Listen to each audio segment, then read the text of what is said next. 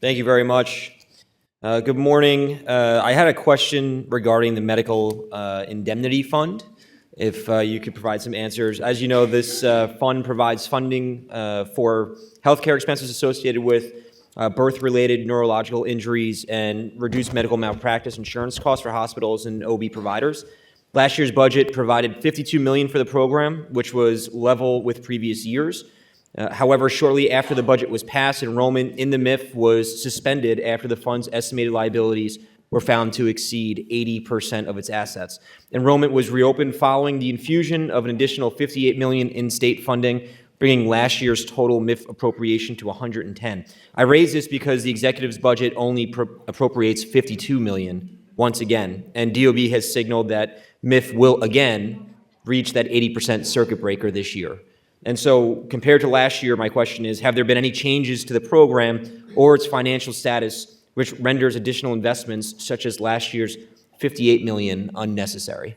Yeah, so New York is one of 3 states that have something like a medical indemnity fund, and if there isn't additional investment in this year's budget, then the fund will not be solvent, more than likely.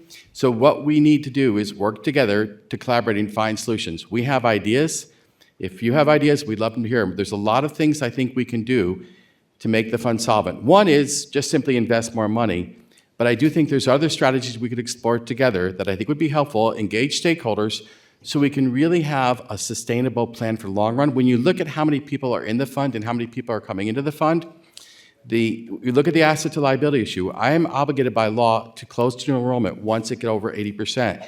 I don't have a lot of flexibility there, but I think we need to look at long-term solutions together. Love to work with people to see what's possible here. If just to follow up on that, if one of the solutions is more money, why didn't the governor propose additional MIF funding or any substantial reform of the program for the upcoming state fiscal year? I think the optimal approach is to work together and try to collaborate on solutions.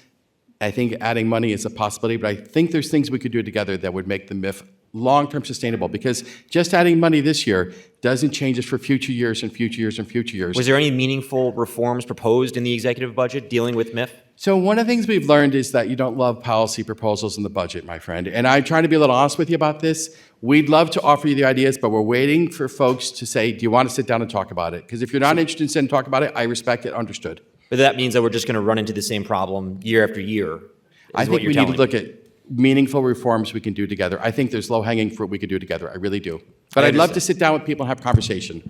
I look forward to partnering with you on that as well. I do have an individual specifically in my district dealing with MIF, and it's been a disaster for their families. So I'd look forward to partnering with you on that. Love to work with you on that. Thank you.